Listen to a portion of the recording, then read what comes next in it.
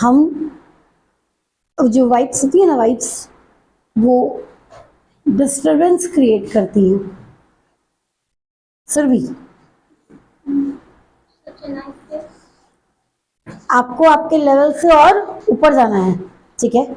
उसके लिए बहुत हार्ड डेडिकेशन वर्क चाहिए। बताओ भाई, सच है ना? देखो ये बच्चों वाले एग्जांपल्स हैं, जैसे कि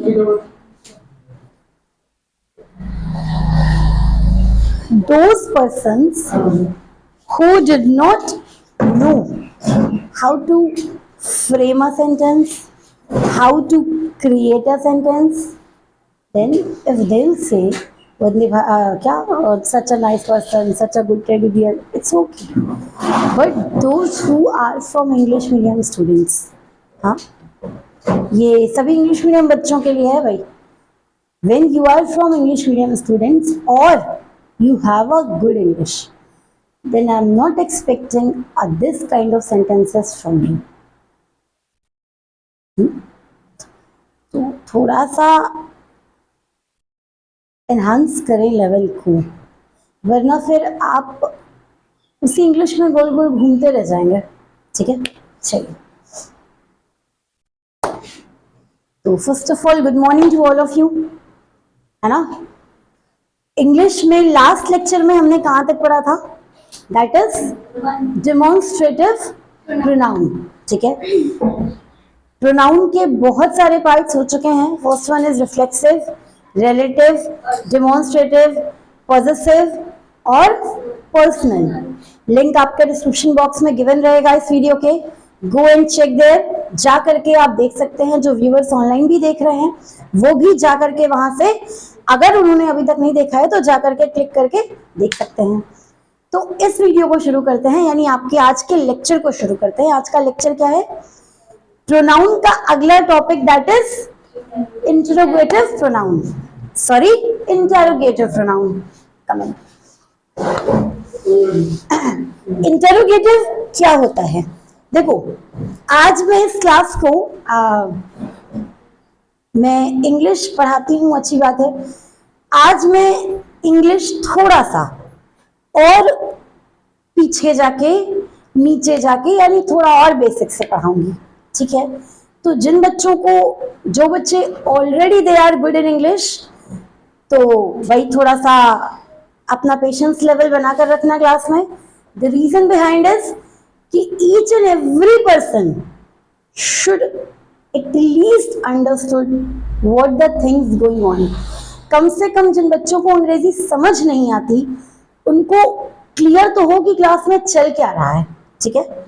तो हर बच्चे को, यहाँ पर बैठे हर बच्चे को मेरी इंग्लिश समझ में आए, आज का ये लेक्चर समझ में आए, इसलिए मैं थोड़ा सा बेसिक, थोड़ी सी और इजी लैंग्वेज में पढ़ाने की कोशिश करूंगी। नहीं आता है then please stand up and ask me, पूछा करो, ठीक है? तो इंटरोगेटिव, फर्स्ट ऑफ ऑल मुझे ये बताएं कि इंटरोगेटिव क्या होता है? प्रश्नवाचक। कैसे प्रश्न पूछते हो आप? प्रश्नवाचक में कैसे प्रश्न पूछते हो आप? किस तरह से प्रश्न पूछते हो? हिंदी में? अरे भाई, हिंदी में कौन कौन से शब्द हैं जो आपके प्रश्नवाचक के चिन्ह को, यानी इंटरोगेटिव के वर्ड को डिफाइन करते हैं?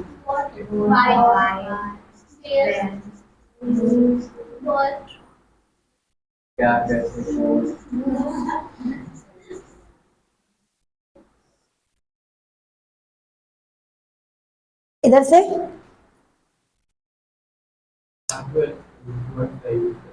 WH वर्ड्स, ठीक है? और पीछे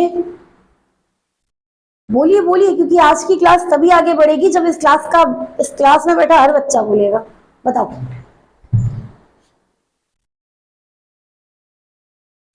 कौन कौन से शब्द, प्रश्न कैसे पूछते हो हिंदी में? बताओ कैसे पूछते हो, बोलो। देखो भाई, एक एक बच्चे का नाम लूं वीडियो में, चाहते हो तो खुद से बोल लो यार। बताओ रितेश, कैसे पूछते हैं? तुम्हारे नाम रितेश तो पीछे का देख रहे हो, बताओ। हाँ, पीछे भाई क्लास 11 बताइए कैसे हिंदी में कैसे पूछते हैं? अरे बोलो, हिंदी में पूछते हो ना तुम्हारा नाम क्या है, तुम कौन हो, कौन हो तुम क्या कर रहे हो, कैसे पूछते हो और बताओ, बोलो बोलो भाई जल्दी जल्दी।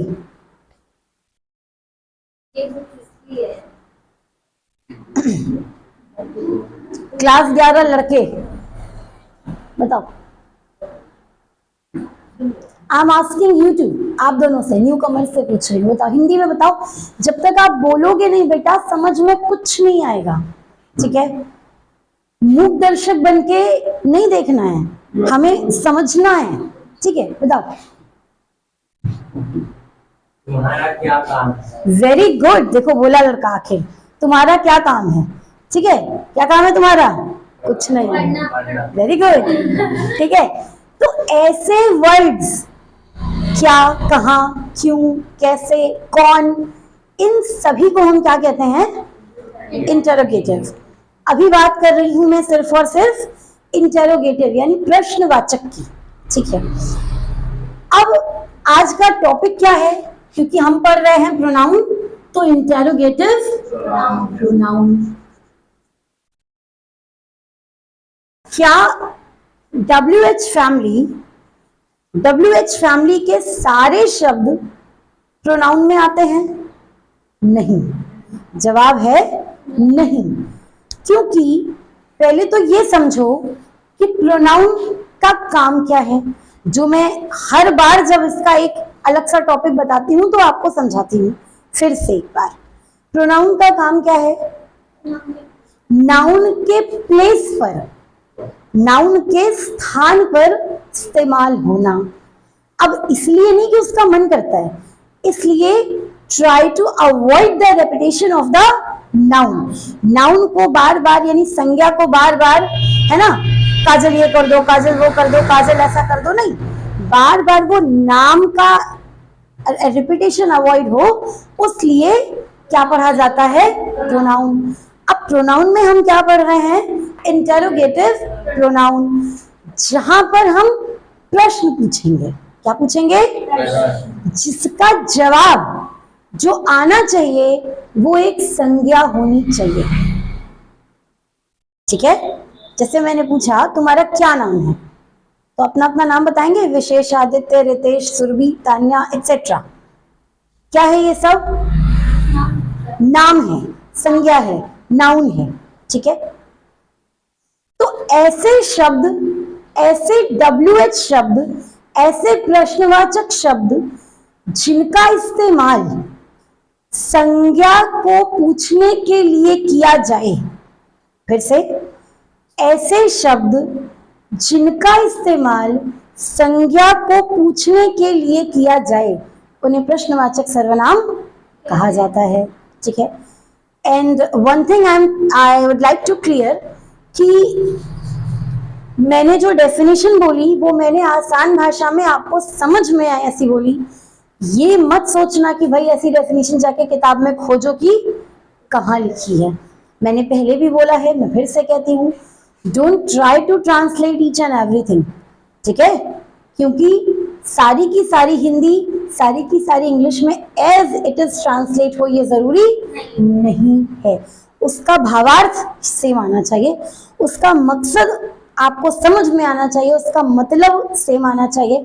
डजंट मीन कि उसका हिंदी और इंग्लिश में translation each and every word आप ट्रांसलेट कर रहे हैं, है ना? जैसे किसी का नाम है, मान लो, वो अभी मैं कॉमेडी कर दूं थोड़ी सी क्या, वो जैसे वो क्या नाम है, हैरी, वो हैरी कुछ नाम था ना, वो क्या, नहीं, बहुत सारे ऐसे, हरिओम। तो अब हरिओम का नाम आप इंग्लिश में ट्रांसलेट करेंगे तो क्या ग्रीन ओम नहीं बोलेंगे ना उसे ऐसा। तो don't try to translate each and everything. तो ये चीज का बहुत ध्यान रखना, क्या कि इंग्लिश में सब कुछ ट्रांसलेट नहीं किया जा सकता। आपको अर्थ समझ में आए बस उतना ही ट्रांसलेशन सही होता है, ठीक है? तो इंटेरोगेटिव का पहली बात तो मतलब समझ में आया कि हम पढ़ने क्या वाले हैं आज की क्लास में। तो आओ चलो अब ये देखते हैं कि कौन कौन से वर्ड्स हैं जो इंटेरोगेटिव प्रोनाउन कहे जाते हैं। ठीक है, तो अपना तो छोड़ो, दूसरे के हिस्से का भी बोल लेती है। चलो अपना आप हो गया पूरा, बगल वाला नहीं बोल रहा, लाओ थोड़ा उसका भी, है ना। तो बोलिए, बोलना जरूरी है। आप नहीं बोलेंगे अगर क्लास में, क्लास का मतलब क्या है, क्लास का मतलब क्या है? अच्छी बात है। क्लास का मतलब होता है, बहुत सारे बच्चे ऐसा सोचते हैं कि क्लास का मतलब टीचर आए, पढ़ाए और चला जाए। नहीं, दिस इज द, हाँ ये भी अच्छी बात है, this is the zone, this is the area, ये वो जगह है जहां पर हम अपने ज्ञान का आदान प्रदान करते हैं। समझ रहे हो? मुझे जो आता है मैं आपको सिखाती हूँ, ठीक है, और आपको जो कुछ आए, मस्ती करना आता है कम से कम वही सिखाओ यार, ठीक है। तो बेसिकली क्लास जो होनी चाहिए, क्लास का मतलब क्या होना चाहिए कि आप गिव एंड टेक, तो मुझे खून दो मैं तुम्हें आजादी दूंगा वाला गिव एंड टेक, कि आप मुझे ज्ञान दीजिए मैं आपको मस्ती दूंगा। समझ पा रहे हो? तो क्लास में ऐसा नहीं होना चाहिए। जिस भी क्लास में बच्चे शांत रहते हैं उस क्लास के बच्चे आगे नहीं बढ़ पाते। टीचर आएगा, उसको जितना ज्ञान आएगा वो आएगा, बबू करके चला जाएगा। हाँ, आपको कितना समझ में आएगी कैसे पता? उसने कितना सही पढ़ा है ये कैसे पता? आप क्रॉस क्वेश्चन नहीं करोगे, आप मुझसे सवाल जवाब नहीं करोगे, तो आपके डाउट्स कैसे क्लियर होंगे? आपको कैसे समझ में आएगा कि जो चीजें मैं बता रही हूं वो फैक्ट्स के साथ भी ट्रू हैं? ये तो मेरी मर्जी हो गई ना, दादागिरी की, जितना मुझे आया मैंने अपना ज्ञान दिया और मैं चल दी। ऐसा नहीं होना चाहिए। समझ पा रहे हो? ट्राई टू अंडरस्टूड कि क्लास में बोलो, और यही नहीं जहां भी आप पढ़ते हैं, आप स्कूल में पढ़ते हैं, कहीं पर भी, हर टीचर को अच्छा लगता है कि आप उनसे क्वेश्चंस करें, वो आपको सेटिस्फाई कर पाए। ठीक है, एक टीचर, एक अच्छा टीचर हमेशा ये चाहता है कि वो अपने स्टूडेंट्स को सेटिस्फाई कर पाए, अपने जवाब से संतुष्ट कर पाए। ये बहुत इंपॉर्टेंट बात है। तो पूछा करो भाई। ठीक है, चलो आगे बढ़ते हैं। आज का ज्ञान समाप्त हुआ, वचन में निकल गया, लेकिन समझ में आया इंटेरोगेटिव?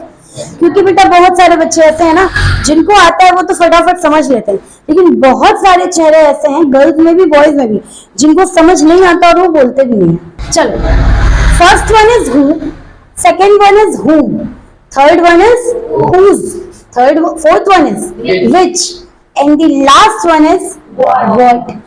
ये जो वर्ड्स होते हैं, ये जो शब्द होते हैं, पहले शब्द दिमाग में बिठाओ, ये जो शब्द होते हैं इन्हीं को क्या कहा जाता है? Interrogative pronoun. इसके अलावा वेयर, हाउ, वाई, ये वर्ड्स और भी बहुत सारे वर्ड्स, ये या तो एडजेक्टिव्स में आते हैं, या तो एडवर्ब्स में आते हैं, या तो कंजक्शन में आते हैं। नाम सुना है ना सबने? लेकिन इंटेरोगेटिव प्रोनाउन में नहीं आती। ठीक है, क्या वर्ब? अभी जब वर्ब में घुसेंगे तो डिटेल में पढ़ो। वॉर्म नहीं बच्चे, इट्स whom। अभी मैं एक एक शब्द को एक्सप्लेन करूंगी, अभी मैं यहां से एक एक शब्द को एक्सप्लेन करूंगी। ठीक है, तो अभी पहले ये समझो कि कौन कौन से शब्द हैं जो इंटेरोगेटिव प्रोनाउन के अंदर आते हैं। तो शायद क्लियर हो रहा है? ये 5 शब्द इंटेरोगेटिव प्रोनाउन में पढ़े जाते हैं। इसके अलावा WH फैमिली के जो वर्ड्स होते हैं वो अलग अलग ग्रामर सेक्शन में यूज होते हैं, उनकी चर्चा हम यहाँ नहीं करेंगे। जैसे जैसे हम अलग अलग टॉपिक में घुसेंगे वहां पर चीजें हमें और ज्यादा क्लियर होंगी। अच्छा, एक चीज, इसमें से कुछ एक वर्ड आपने पहले भी पढ़ा है इसी प्रोनाउन में। कहाँ पढ़ा है और कौन सा पढ़ा है? रिलेटिव प्रोनाउन में। Very good. कौन सा पढ़ा है? who, whose पढ़ा है? who, whom और whose। एक्चुअली जो ये तीनों वर्ड्स होते हैं, ये अगर आप सोच पाए, जैसे आई मी माई सेल्फ, याद है? I me myself, she, her, herself, तो वैसे ही whom और whose सब भाई बहन हैं, सब भाई बहन है, सिबलिंग्स हैं आपस में, ठीक है। एक ही फैमिली की जनक who, whom और whose, तो वो इसीलिए रिलेटिव प्रोनाउन में भी पढ़ाए जाते हैं। आई गेस रिलेटिव प्रोनाउन सबको याद होगा, याद होगा। तो जब मैं यहां पर इंटेरोगेटिव पढ़ाऊंगी तो please try to distinguish both the things, don't mix both one. शुरू करते हैं हु के साथ। हु का मतलब कौन। अच्छा, कोई जब क्वेश्चन पूछता है, जरा क्वेश्चन पूछो हु से, जैसे चलो हु का पहले मतलब लिख लेते हैं कौन। इस कौन से जब भी आप प्रश्न पूछेंगे या प्रश्न बनाएंगे, उसका उत्तर आपको हमेशा एक नाउन के रूप में मिलेगा, ठीक है। हु आर यू, तुम कौन हो। I am your friend, I am your brother, I am your teacher, I am your neighbour, I am your blah blah blah, कुछ भी, वो सब क्या है, ब्रदर, टीचर, स्टूडेंट, फ्रेंड, क्या है, सब नाउन है ना। यानी कि हु से जब भी बड़ा साधारण सा सवाल पूछा मैंने, हु आर यू, तो जब भी आप हु से क्वेश्चन बनाते हैं तो वो सारे के सारे सवाल के जवाब जो आपको मिलते हैं, कैसे मिलते हैं, नाउन के रूप में मिलते हैं। इसलिए हु को कहां रखा गया, इंटेरोगेटिव प्रोनाउन में। हु से और कोई क्वेश्चन, पहले ये क्वेश्चन मैं यहां लिख देती हूँ, हु आर यू। हु से और कोई क्वेश्चन बताना चाहेगा भाई कोई?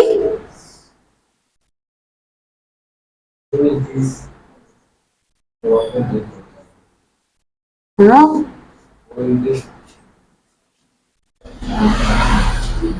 Who is this, what is this का मतलब वो क्या है। हम बात कर रहे हैं अभी कौन की। हु इज दिस, मान लीजिए आप किसी अननोन पर्सन के साथ मेरी कोचिंग में आते हैं जिसे मैं नहीं पहचानती हूँ, तो मैं आपसे पूछूंगी ना हु इज दिस, ये कौन है, तो आप बताएंगे he is my friend, he is my brother, etcetera. तो हु इज दिस। और कोई क्वेश्चन हु से, बताइए भाई।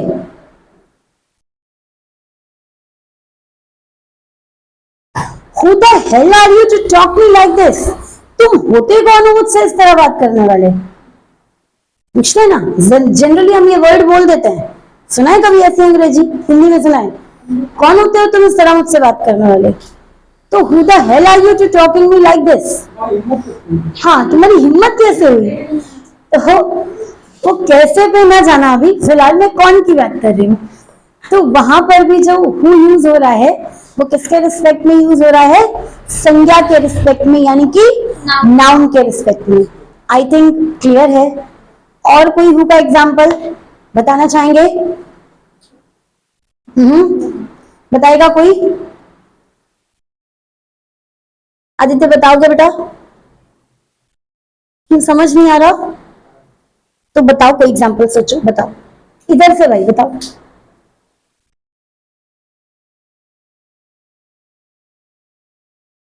बताइए, एक एग्जाम्पल दीजिए मुझे होगा।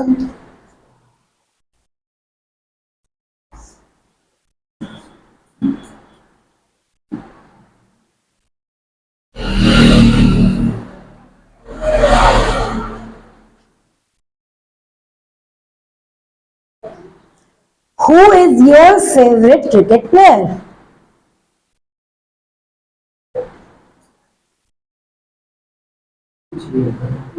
कोई भी हो सकता है, MS धोनी, विराट कोहली, और भी कोई। तो वो जो नाम है, वो कोई भी प्लेयर है, वो नाम ही तो है, ठीक है।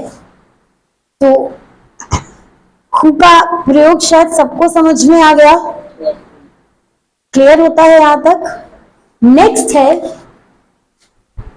whom, next one is whom।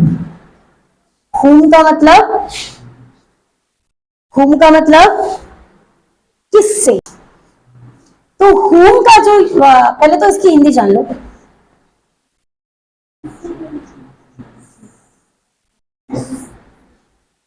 किससे, ये मैं लिखना भूल गई थी, ठीक है, किससे। अब किसके लिए आप बात कर रहे हैं उसका यूज हम कहाँ करते हैं, होम में, ठीक है। कब भाई, पिछली बार भी मैंने तुम्हें इसी बात के लिए टोका था, इस बार भी हाँ राजन तुम्ही से बात कर रही हूँ। मस्ती नहीं करना क्लास में बेटा, क्योंकि फिर वो चीज मैं एडिट नहीं कराऊंगी, ठीक है। चलो, आई एम टॉकिंग अबाउट किससे, whom। तो जरा इसका कोई एग्जाम्पल बताइए।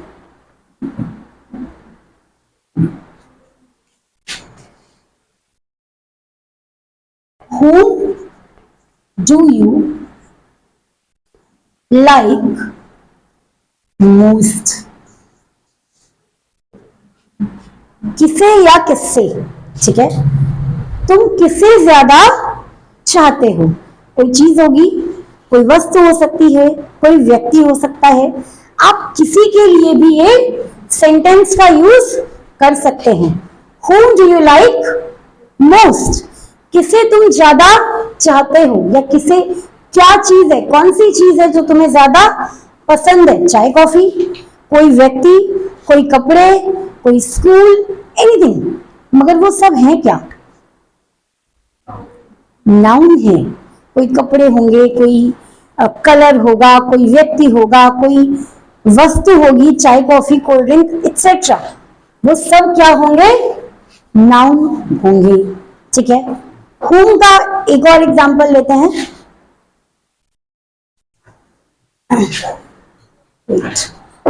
चलिए एक और एग्जांपल, whom का एक और एग्जांपल करते हैं। थोड़ा सा इस एग्जांपल को मैं एनहांस करके बताऊंगी।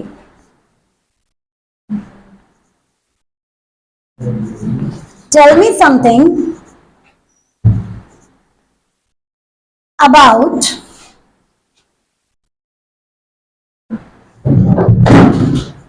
with whom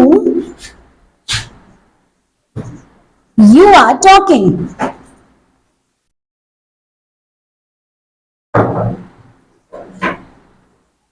इसकी पहले मुझे हिंदी बताओ। Tell me something about with whom you are talking।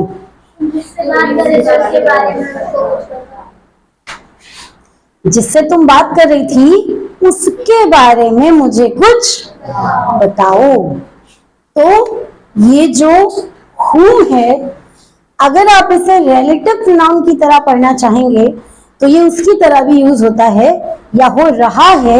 And यहां पर ये क्वेश्चन भी पूछ रहा है कि tell me something about with whom you are talking, ठीक है। तो इंसान कहां से शुरू करेगा, he is my best friend, he is my neighbour etcetera. तो जिसके बारे में बात हो रही है वो व्यक्ति, पर्सन कौन है, नाउन है। इसलिए whom हम कहां पढ़ रहे हैं, इंटरोगेटिव प्रोनाउन में। और कोई who का whom का एग्जाम्पल समझ में आया कि और भी कोई एग्जाम्पल लूं भाई, बताओ, समझ आ गया। एक और, चलो मैंने who's लिख दिया था, लेकिन एक और, वेरी गुड। कोई बताना चाहेगा अब,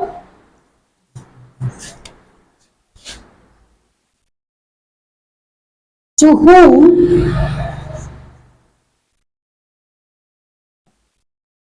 you are going लखनऊ। तुम किसके साथ लखनऊ जा रहे हो, with whom you are going to Lucknow भी बोल सकते हैं, to whom you are going Lucknow भी बोल सकते हैं, ठीक है, कि तुम किसके साथ लखनऊ जा रहे हो।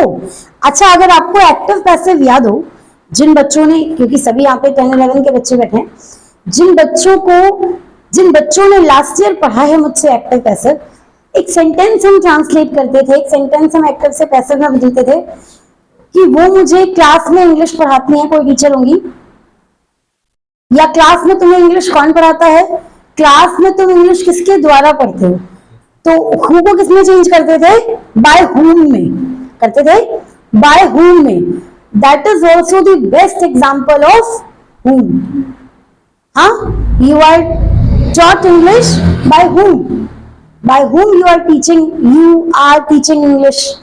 तो ऐसे सेंटेंसेस हम वहां पर ट्रांसलेट करते थे कि कौन तुम्हें इंग्लिश पढ़ाता है, तुम्हें किसके द्वारा इंग्लिश पढ़ाया जाता है, ठीक है। तो वो सेंटेंसेस भी किसमें आते हैं, हमारे whom में।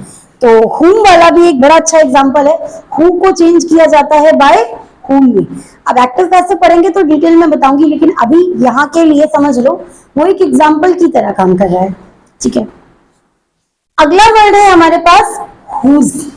whose मतलब फिर से वही किसका,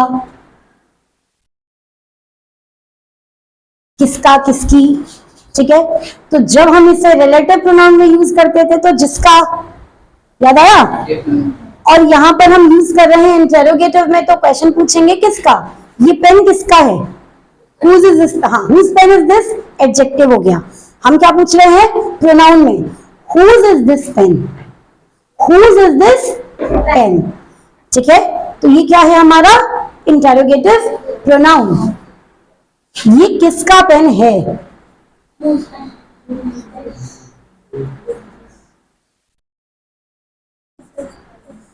अगर आप पूछेंगे whose pen is this, तो वो जो सेंटेंस हो जाएगा वो हो जाएगा आपका interrogative adjective.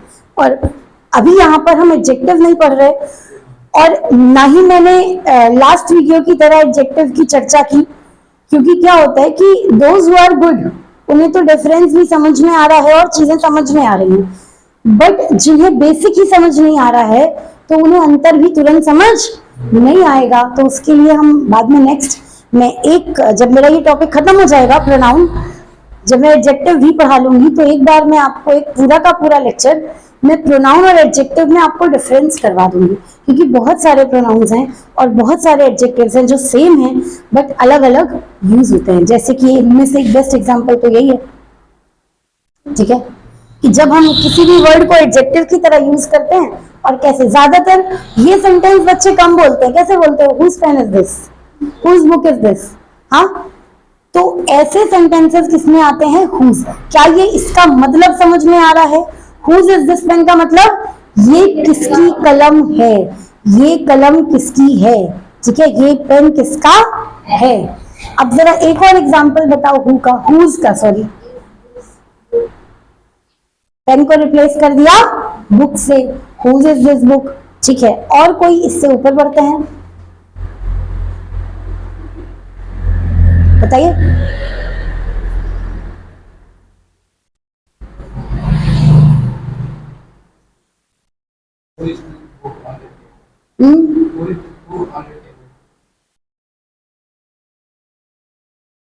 Who's this? Who is this? Who नहीं, whose, हम whose की बात कर रहे हैं। बताओ फिर से बताओ एक बार, whose is this book on the table, ठीक है।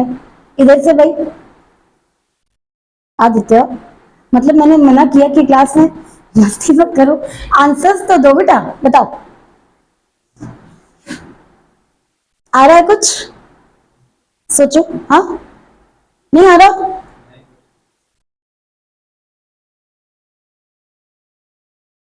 आ नहीं रहा है, नहीं, इधर से भाई,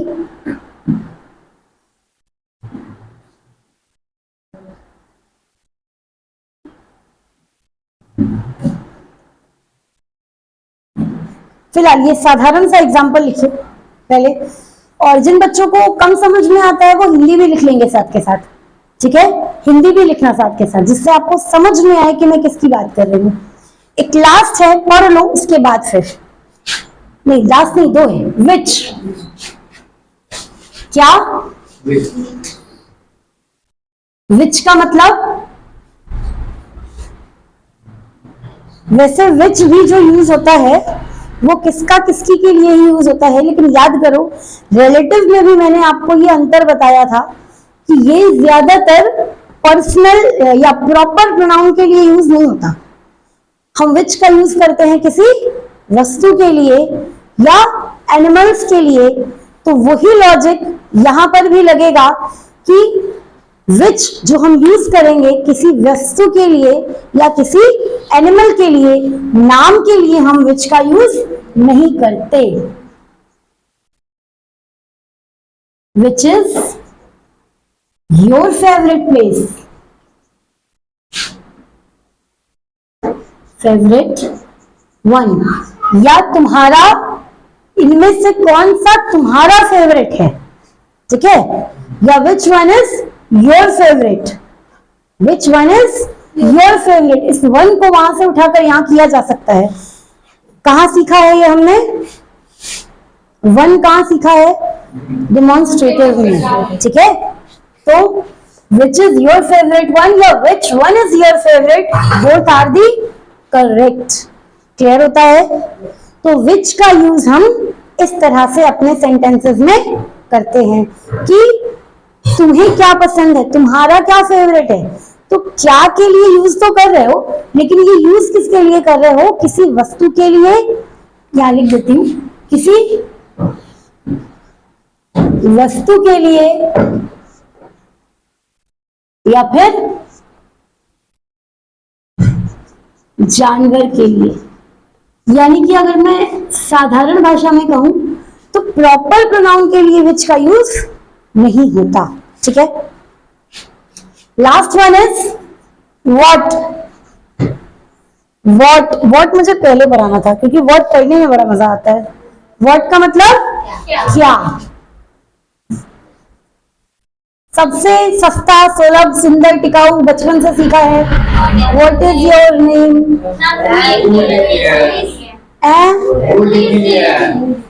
हाँ, व्हाट इज योर नेम। भाई देखो, इतनी सुबह सुबह नींद से जगकर मेरे दिमाग पे फर्क पड़ जाता है। हाँ योर ही है। अरे यार अंडरस्टूड, थोड़ा एडजस्ट कर लो यार, ठीक है, कोई बात नहीं, वीडियो वाले भी एडजस्ट। तुम हो ना प्यारे प्यारे बच्चे, ठीक है। व्हाट इज योर नेम बचपन से पढ़ा है। व्हाट इज योर नेम, तुम्हारा नाम क्या है? तुम्हारा नाम क्या है? मेरा नाम सुरेश। ठीक है, तो व्हाट के लिए हमने ये बचपन से पढ़ा है, और व्हाट के बहुत सारे एग्जांपल्स हैं, बताएंगे कोई? व्हाट इज, हाँ बहुत सारा। अरे भाई बस बस पूरा इंट्रोडक्शन, ठीक है। What do you like most, what are you doing, ठीक है। तो बहुत सारे ऐसे एग्जांपल्स हैं जो हम व्हाट के लिए पढ़ते हैं। आई गेस सभी को इन 5 शब्दों का मतलब समझ में आया होगा। क्लियर होता है? तो इंग्लिश में आज के लिए बस इतना ही। अगले लेक्चर में हम बाकी के बचे हुए 2 प्रोनाउंस को फिनिश करेंगे।